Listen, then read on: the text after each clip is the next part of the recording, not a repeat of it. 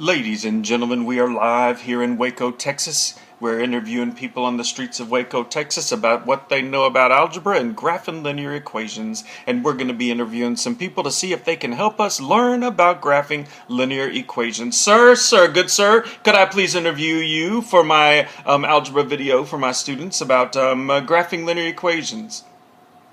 Why, yes, of course you can. I'd love to talk to you about graphing linear equations. You see, I'm from the NFL. Oh, sir, you're from the NFL, the National Football League? Oh no, that ain't the National Football League. The NFL is the organization that we as farmers have for now forming lines. We like to just sit around on the farm and just form some lines, and we like to draw them lines, and we like to make stuff out of them lines, because you know, lines is what makes the world go round. Well, sir, that's fascinating. I've never heard of the NFL Now Forming Lines Club. Could you tell me a little bit more about that? Why, yeah, I'd love to tell you a little more about that. You know, we've been around long before them football players was, and we sued them to get their name changed, but we just didn't have enough money, so we just sat back and we decided to do our own NFL, and we sit around on the farm. After we get all them animals fed and laid up on the hay and everything, we just sit around and we say, what formula can we come up with now to draw another line? We need another line. And you know what? The favorite formula we use is the slope-intercept form. Well, sir, that is fascinating, because that's exactly what I was going to interview you about. Why do you love the slope-intercept form so much? Well, let me tell you here, Sonny boy, I love that slope-intercept form, because you know all you got to know is the slope and the y-intercept. You can just graph you a line all day long. You can go forward, backward, everywhere you want to go, as long as you know that slope and that y-intercept. And that y equals mx plus b, the m and the b, that's all you got to know. The x and the y, they're just they're there just for extra right now. There's more stuff important about them, but you know it's the m and the b that makes the world go round with the lines. Why, sir, that is fascinating. Thank you so much for your help, and my students would love the chance to join one of your NFL meetings if you would ever have us. Why, yes, you can, anytime when you hear us putting them animals up, and you just got some time, you come out to the farm and we'll just let you join the NFL club anytime you want to. Well, thank you very much, sir. Have a great day. So, students, you've heard it there. The favorite form of a line to graph an equation is y equals mx plus b. And that is called the slope-intercept form of the line. I guess you probably want to see it. That's the slope-intercept form of the line, y equals mx plus b. Because m equals the slope, you know that. And b is the y-intercept. And the intercept is the point where the line crosses the y-axis. Now remember that your coordinate plane is made up of two axes. This is the x-axis and that is the y-axis. And it's very important to have those labeled so you know exactly what you are doing. So when we have an equation, let's say the equation y equals 1/2 x minus 3. Okay? The first thing that we want to identify is the slope. And we know that in this, if y equals mx plus b, then the coefficient of x is my slope. So I know that m equals 1/2. And y equals mx plus b, well, I have minus 3, so my b has to be negative 3, because this would actually be plus negative 3. So the slope, the y-intercept is negative 3. So in graphing a line in slope-intercept form, the first thing I do is find the y-intercept, b equals negative 3. So I'm going to go on the y-axis, and I'm going to go down to negative 1, negative 2, negative 3, and I'm going to put my dot. And that is the first dot that is on that line. Okay? Now from that dot that I just drew with the y-intercept, I'm going to use my slope, rise over run, which means I'm going to rise 1 and run 2. They're both positive, so I'm going to go up and to the right. So I'm going to rise 1 and to the right 2. And that's where my second point is. And in this class, all year long, you have to have 3 points to graph a line. It's better to have 5, but you have to have 3. So I'm going to do one more. I'm going to go up 1, and I'm going to go to the right 2 for my slope. And there are 3 points that I can have on a line, and then I'm going to take a ruler. And yes, you need to use a ruler or some sort of straight edge. and we're going to draw a line, and we go all the way through the graph. I want your arrows to hang off to the sides so that you have a continuation all the way through the graph. Okay? And that's it. I have drawn 3 points. I drew my line through those 3 points, and there we go. So let's draw another one. That was so much fun. The NFL, I'm sure, would be very proud of us. So let's do another one. Let's do y equals negative 3x plus 5. Okay? So the first thing I need to do is identify my slope and my y-intercept. So we know that m is going to be negative 3 because it's the coefficient of x. But I need to write it as a fraction, and you know when we have an integer or a whole number to make it a fraction, we just put it over 1. So my slope is negative 3 over 1. And my y-intercept b is positive 5. So I'm going to write b equals 5. Those are the 2 points that I need, or the 2 pieces of information I need to graph my line. So I'm going to start with my y-intercept. I'm going to start with b is 5. So I start and go to the y-axis and go from the origin up 5. 1, 2, 3, 4, 5. And then my slope is negative 3 over 1. So that means that I'm going to rise negative 3 and run 1. Well, if I'm rising negative 3, that actually means I go down. And run is positive, so I'm going to go to the right. So I'm going to go down 3, 1, 2, 3, and to the right 1, and there's my next point. And let's do it again.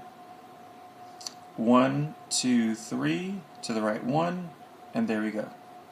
Now here I'm going to say, let's go back to this y-intercept of 5. What happens if I can't go down and to the right? Well, that's the cool thing about the slope is it says negative 3 over 1, but I could make the 3 positive and the 1 negative. And that would be 3 over negative 1, which would still be the same thing, because it's still negative 3. So I could also do the opposite of both of those, and I could go up 3, 1, 2, 3, and to the left 1, and there's my point, and notice that it still falls in the same line. So sometimes if you run out of room on the graph, you might have to do the opposite of both the rise and the run to get to the next point. So now I'm going to draw my line through all 4 of those points, going off of the graph. Draw your arrows, and there you go. Now you might be asking, what do that x and y mean in that equation? Well, that's a great question. The x and the y are points on the line that make this statement true. For instance, one of the points was 0, 5. If I plug in 0 for x and 5 for y, and I solve it, does it make a true statement? Negative 3 times 0 is 0 plus 5 is 5, and 5 equals 5, so that makes it true. So that x and y could be any points on the line that you plug in. It would make it a true statement. Now, one of the other things that we want to look at is there are a couple other attributes of these lines that it's important to know how to find. Okay? And one of those attributes is called, and I'm going to use a different color because this is kind of a different concept, is called the x-intercept. The x-intercept is that place where the line crosses the x-axis. Similar to the y-intercept being where it crosses the y-axis, the x-intercept is where it crosses the x-axis. So we need to be able to identify that as well. So I'm going to look back at this original line, y equals 1/2 x minus 3, and I'm going to see where does this line cross the x-axis, and it crosses right there. And so the x-intercept is going to be 1, 2, 3, 4, 5, 6, 7. The x-intercept is 7. You might also see that written as 7, 0 if they ask you to write it as an ordered pair, because that point is 7, 0. Now something new that you may not have ever heard before is called the zero of the function. Now, this is a linear function. It is a function because you can't draw any vertical lines and pass through more than one point.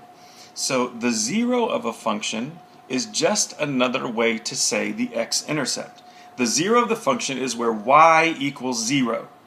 Okay? And so where does y equal 0? At that same point we just drew at the number 7. So if I write the ordered pair, 7 comma 0, the y is 0, so that's the 0 of the function. So something that you need to know is that the 0 of the function and the x-intercept are exactly the same thing.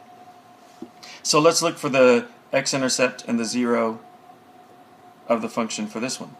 Okay? Sometimes it's really, really hard to find.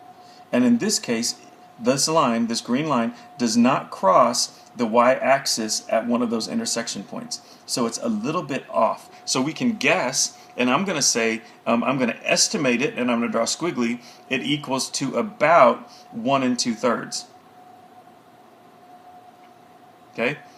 Because we, here in this case of this line, it's not an exact intersection between the vertical lines and the x-axis. We're going to estimate. So I'm going to write the 0 is 1 2/3 as well. Okay? So again, it's important to graph the line so that way then we can find the x-intercept and the 0.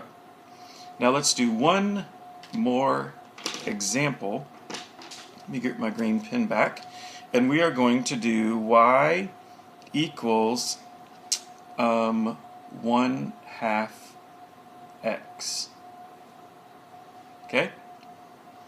Now, you've seen the 1/2 before. We know that m is the slope of 1/2. But what about b? There is no plus b. So what goes there? Right, 0. Nothing is there, and the number that we use for nothing is 0. So I can identify that my y-intercept is 0. So now I know the y-intercept and the slope, so let's graph the line. The first thing I'm going to do is graph the y-intercept. And then the next thing I'm going to do is use my rise over run. I'm going to go up 1 and to the right 2, and there's a point. And I'm going to go up 1 and to the right 2, and there's another point. And I'm going to go back to the origin, and I'm going to pretend I can't go up. So I'm going to do the opposite of the 1 and the 2, which means I'm going to go down 1 and to the left 2. So down 1 and to the left 2, and there's another point. And I've got 4 points on that line. So I'm going to use my ruler to, as carefully as possible, go through all 4 of those points. Remember that my arrows need to come out on the outside of the entire coordinate plane so that I can see them better. Okay? So now I also want to identify the x-intercept, which is also the 0. Okay? The x-intercept is where does it cross the x-axis? Well, it crosses the x-axis the same place it crosses the y-axis, at 0. So the x-intercept is 0, which means the 0 is 0, because that's where it crosses the x-axis. So I could write this as an ordered pair, 0, 0, which means the y is 0. So again, when we're graphing these lines, start with the y-intercept, use your slope to find your additional points from that y-intercept, and then identify the x-intercept and the zeros. So here are 3 that I want you to do on your own, and we will talk about them in math workshop. So the first one is y equals -2/5 x plus 3. The next one is y equals 2x minus 4. And the third one is y equals, let's do -2/7 x. Great. There you go. Do those as a practice, and we'll talk about them in Math Workshop.